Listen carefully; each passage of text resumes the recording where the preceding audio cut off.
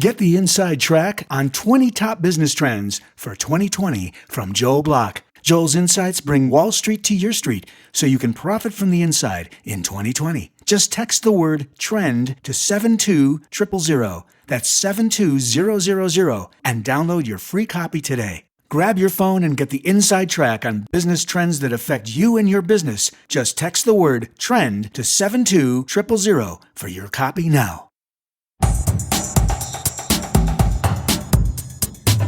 This is Profit from the Inside with Joel Block. Insights to give your business the inside track. And now, here's your host, Joel Block. Do you ever wonder how a family business can survive or thrive given all the personalities and the difficulties of working with family members? Or how about even make it to the second generation, which is not common?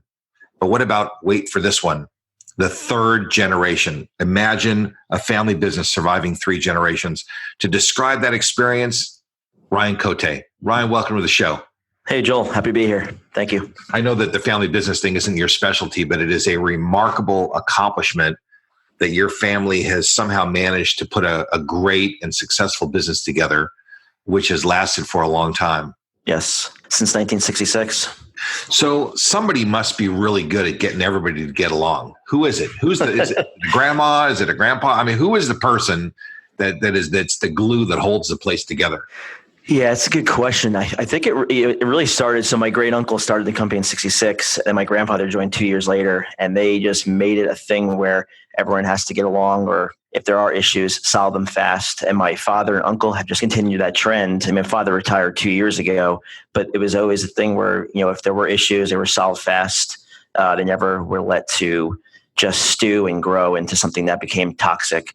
And so I think it's like leadership, starts from the top. I think, it started with my great uncle and my father, my great uncle and my grandfather. They started, and my father and my uncle kept it going. And now me and my brothers, we're trying to keep it going as well. Not that we don't have issues. I'm not saying there aren't any issues with the family, but what comes up is solved, is addressed immediately. And I think that's helped a lot.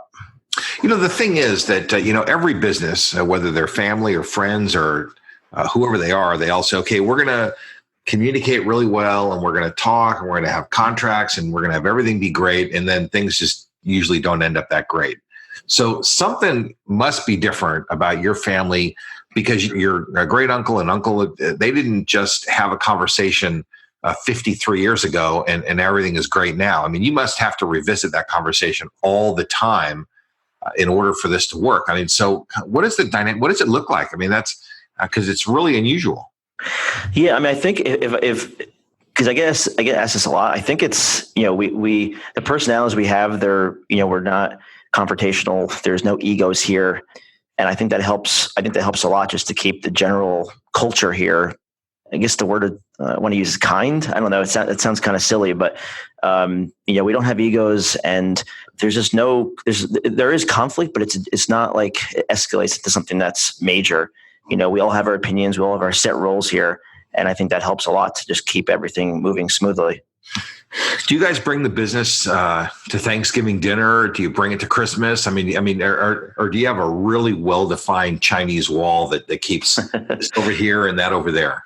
No, we talk. We talk about it. I was actually at the beach this weekend with my brothers, my uncle, and we were talking about it a little bit. It's because what we live. It consumes the majority of our time. So we're always talking about things we could do here for culture, for the team members, new services that we can offer. I wouldn't say it consumes the time. There definitely is some separation, but yeah, we'll talk about it a little bit here and there. I think you kind of have to. It has to be top of mind for us because there are so many things that are changing, especially in the marketing world. And it's new for us here too, is that we have the digital side of the business, which we started 5 years ago. And so we're naturally getting younger team members.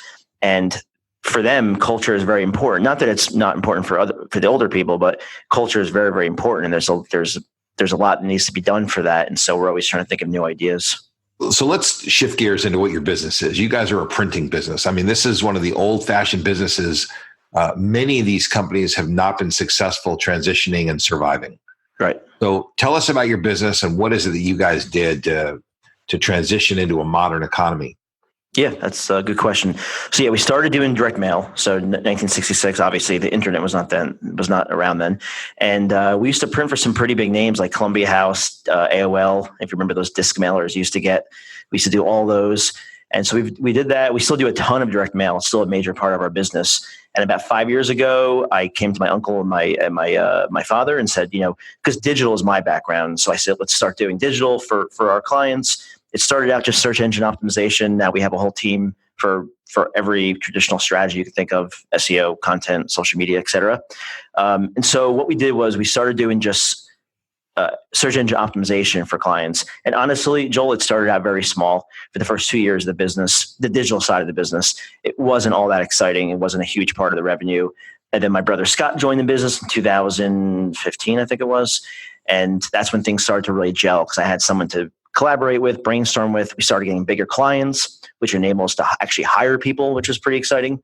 And so for us, it was sort of, maybe it wasn't the exciting way, but it was sort of slow and steady. We just slowly started getting more clients, adding more services. And what we try to practice here is like, what's the saying? Kaizen, steady improvement every year. Every year we're trying to make our services a little bit better, the way we treat clients a little bit better, the services that we offer, the way we treat culture here. We try to get a little bit better every year, and that's the way we built the digital business.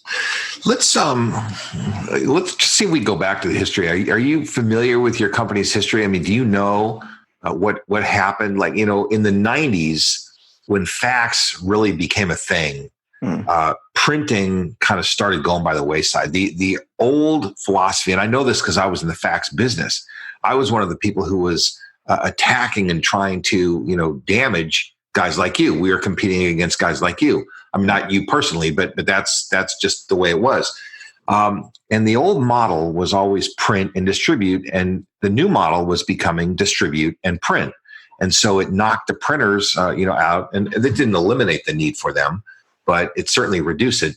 So how is it that you guys were one of the survivors? Because most of the guys who were competitors of yours must be gone. I mean, I think what might be a little bit different about us on the print side is that we're essentially brokers. We're a production company. We're just bodies and computers here. We don't own equipment. We have a network of vendors that we use, mostly in the Midwest, printing plants.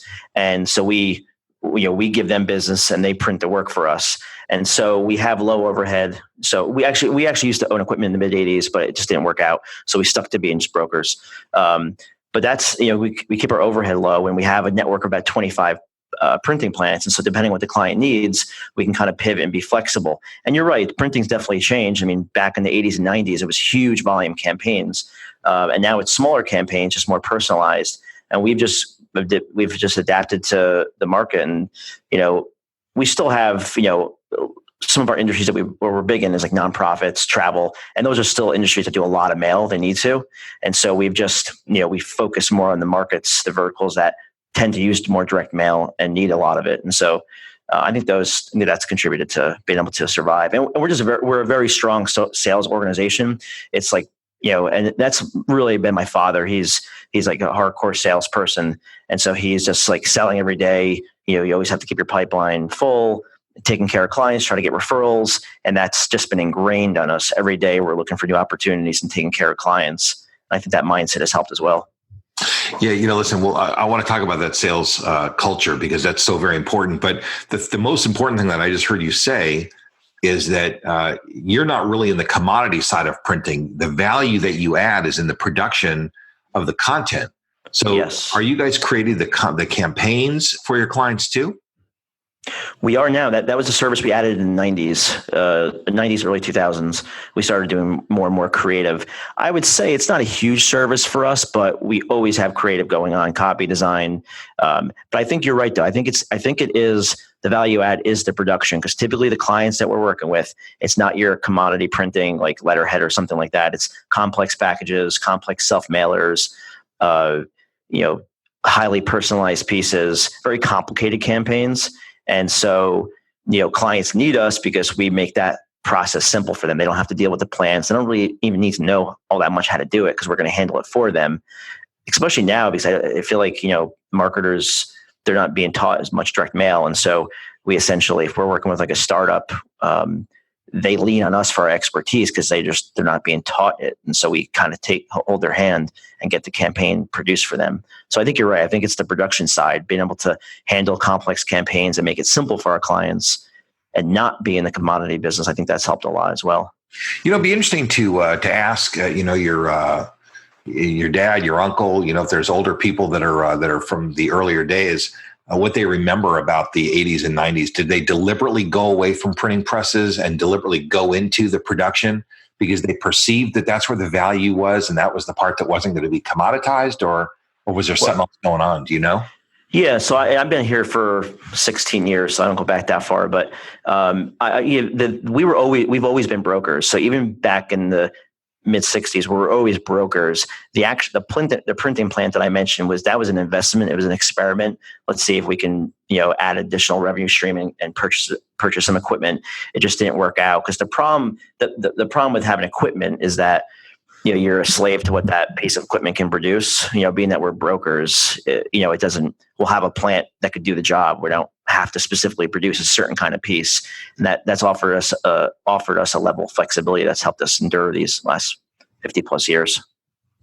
Well, yeah. Not only that, you guys ended up moving in exactly the right direction because the creativity and the labor is the part that can't be easily replaced, and that's where all the value is. It's not in the machine that puts the ink on the paper. Right. Yeah, you're right. It's the expertise and knowing how to produce a job.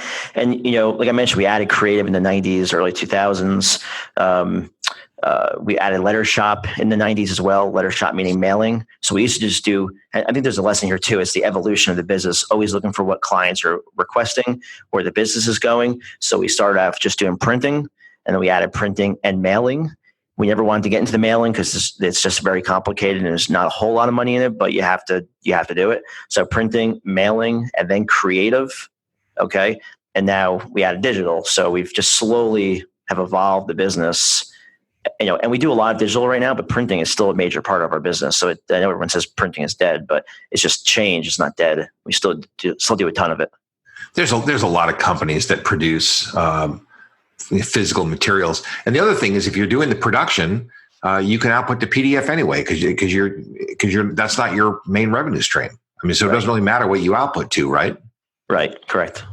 So you can output to a website, output to PDF, output to whatever, it doesn't matter. So your main thing is the digital side. What kinds of campaigns are you running? What kinds of companies you're working with? Yeah. So I personally oversee the digital division, doing sales and what have you for the digital side. So our typical clients on the direct mail side, we work with huge companies. On the digital side, it's completely different. It's small business owners. I wouldn't say solopreneurs, but 10 to 40 employees. We essentially become their marketing department, their digital marketing department. And so we're doing the stuff that really fires me up. The clients that when we get it really lights me up are the ones that are using our whole team. I love seeing the whole team engage on a client. So we're doing social media content for them, search engine optimization, pay-per-click advertising, managing their website. So they're just using our whole team, and it's different specialists for each service. So the whole team gets together on the client and provides the different services for them. That's what gets me going. Well, listen, I just can't help but think that you guys made some very critical decisions over the last 30 years that have gone your way. So very, very insightful. Clearly, you got some sharp people there. So since your thing is really digital marketing, let's spend some time talking about digital marketing. Sure. What are some of the trends going forward in digital marketing that listeners need to pay attention to? Because that world is moving very fast. Right. Yeah, it definitely is moving fast. What comes to mind with that question is you can't rely on just one channel. So like I mentioned, when we first started the digital division, we kind of dipped our toes in by just doing SEO.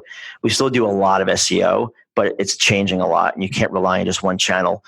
So we see the best results when a client is using a multi-channel approach. So they're on social media, they're doing SEO, they're doing paid advertising. You can't just rely on one channel.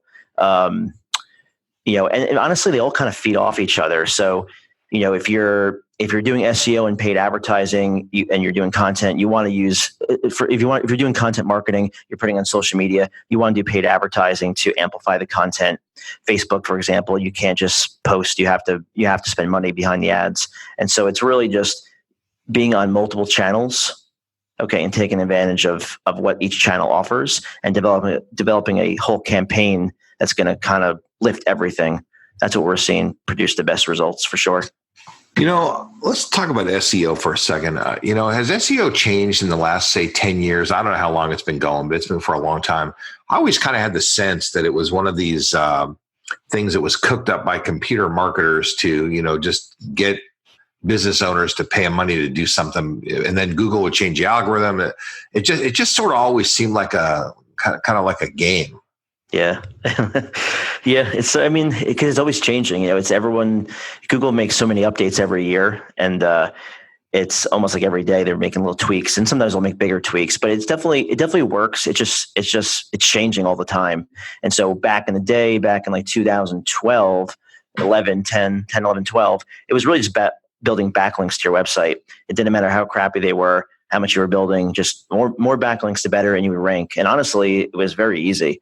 Nowadays, you take a much more holistic approach. So link building, getting other sites to link back to your website, still a major ranking factor, but you have to look at other things too. So is your site mobile friendly? Is it loading fast? What is the user experience on the website? Because if Google sees everyone bouncing back and forth, they know that it's not a good website. How technically sound is your website? Meaning, broken links, no duplicate content, are your URLs secure? And then even the on-page optimization. Back when I started doing SEO, what's called on-page optimization, which means making sure that keywords are present on the site. It was kind of like an afterthought. You did it if you wanted to just kind of check off all the boxes, but honestly, it didn't really matter all that much. And now, to me at least, it's equally as important as the link building. You want to just attack SEO from different angles, from the links, on-page optimization, and then making sure that your site is technically sound, user experience, nothing broken, nothing duplicated. It's just become much more complicated, Joel, to be honest with you. Is this something that, it's like set it and forget it? Or are you guys like in there working on this stuff every single day for clients? It's not a set and forget it. We're working on the client's website every month. It depends, of course, how big the site is. If it's like a simple 5-page website, it might be heavy on the on-page optimization in the beginning, and then we'll just transition solely to link building and content creation. But if it's a large website, we're just chipping away at it every month.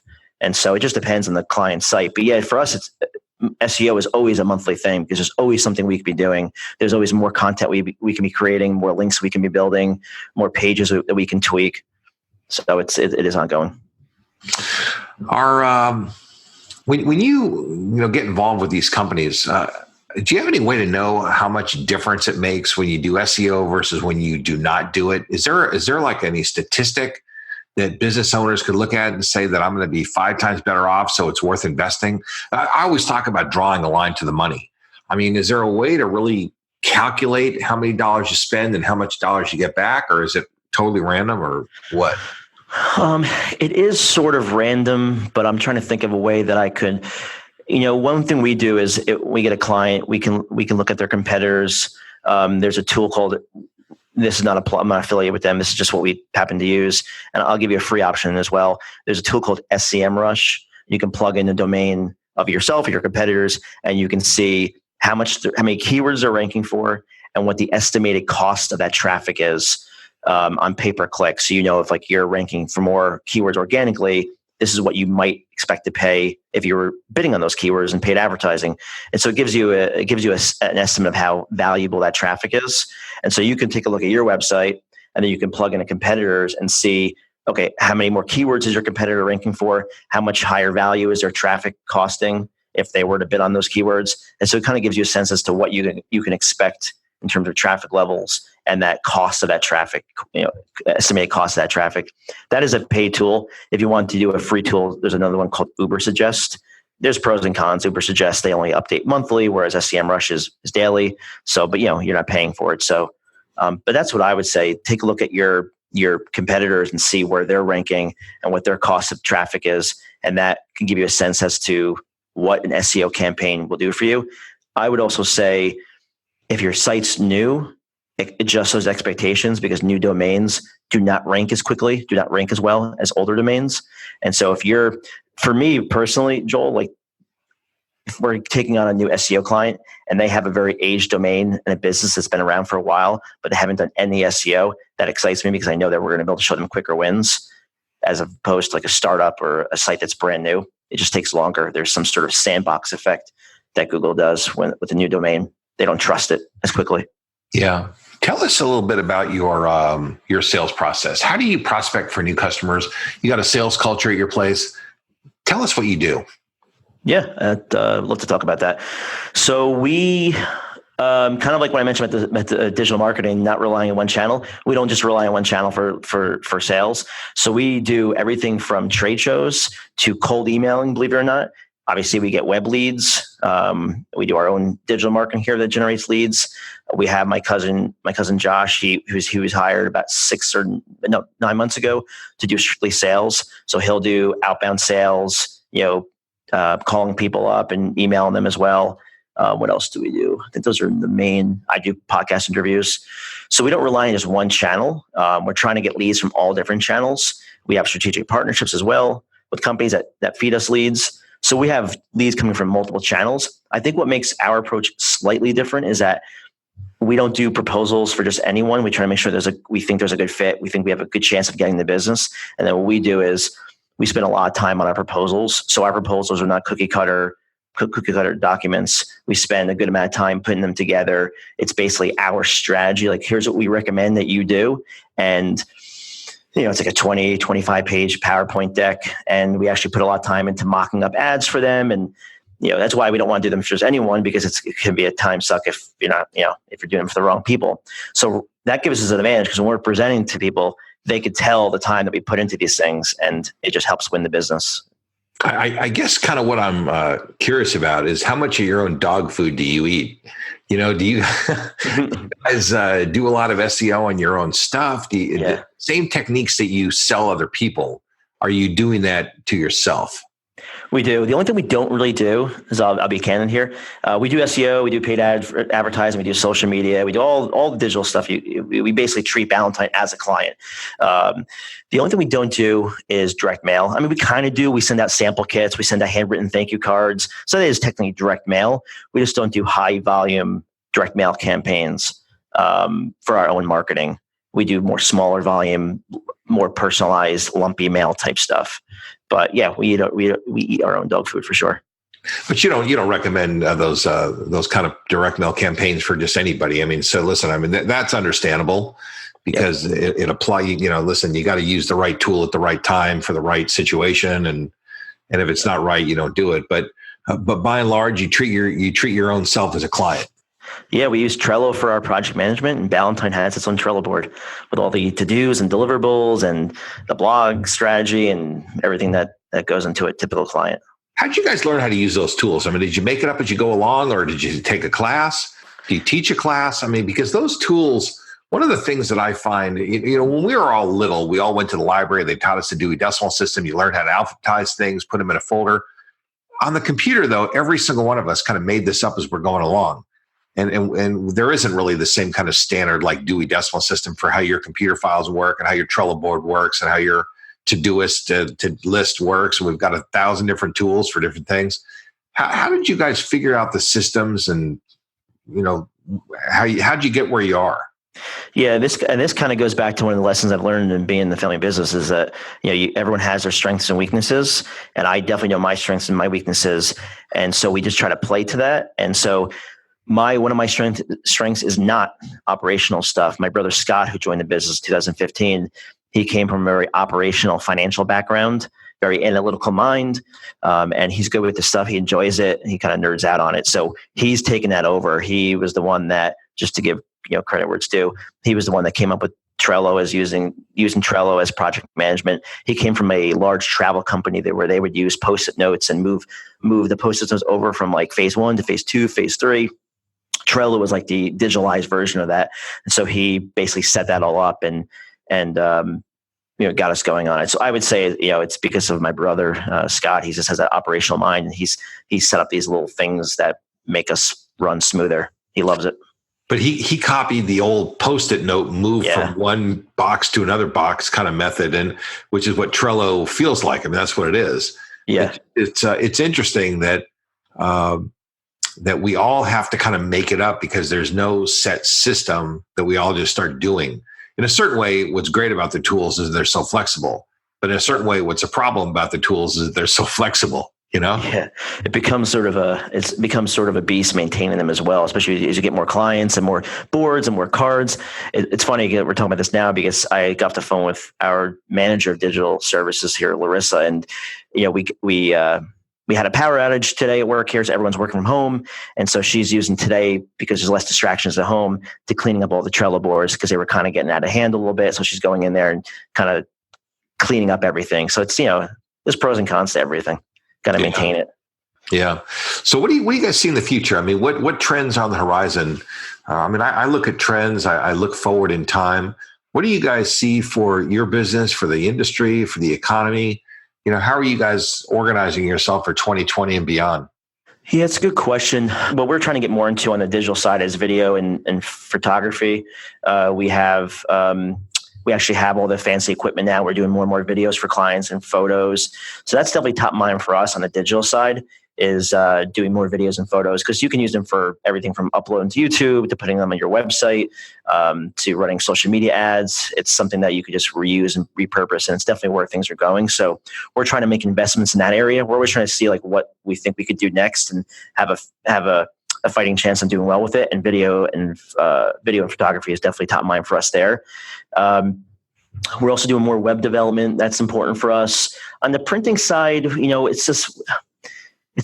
it's really just trying to find more clients. We already have a stable of vendors that we use, from really high complex personalized stuff to more simplified stuff. So we have like the infrastructure there. It's just a matter of just keeping up the sales process and getting more clients and getting the right clients. But on the digital side, since this is more new for us, we're just looking for new things to get into, and video and photography for sure. Another thing we're thinking more about is conversion rate optimization. So that's basically you're getting clients to your website. Okay, well, how do you get them to convert higher? Because that's ultimately what matters. And I think that's something that we haven't done enough of is conversion rate optimization. So obviously those are the two services that we're hot on right now. So the second one is really squeezing more juice out of the orange. I mean, that's really what you're talking about, right? Yeah, essentially. Like we're driving all this traffic to a website. How do we get the traffic to convert higher?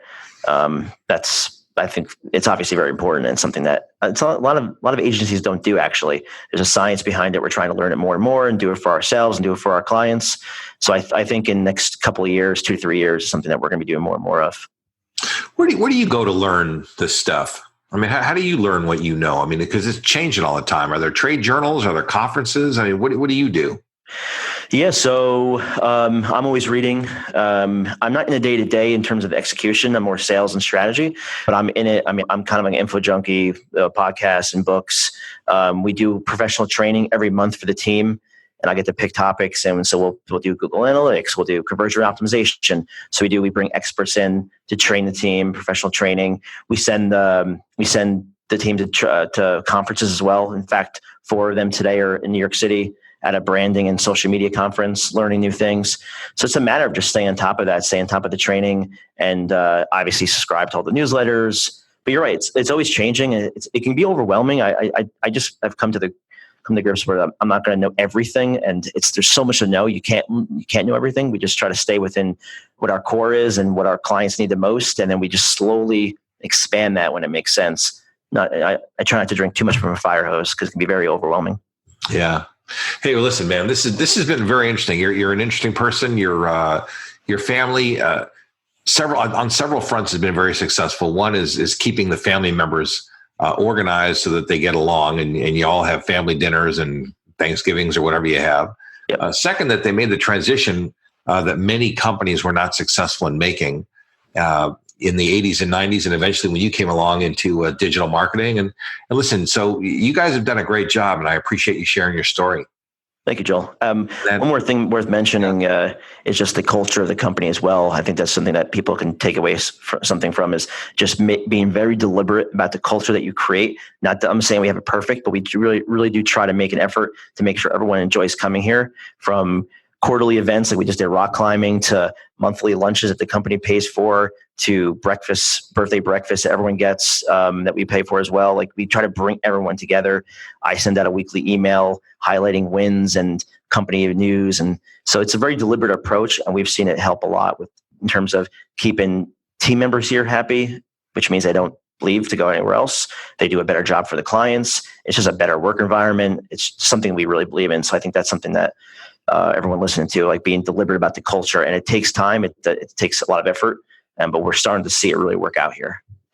Listen, that's the inside track to long-term success. What you're talking about is long-term for your family. The strategic initiatives are different than that. And I really applaud the way that your family has adapted to the new world, because the world has changed so much. Thank you very much for being on our show. I really appreciate you coming out and being with us, and for sharing the inside track on Ballantine. Thanks, Joel. Appreciate everyone listening. You've been listening to Profit from the Inside with Joel Block. For more insights and to learn more, visit joelblock.com.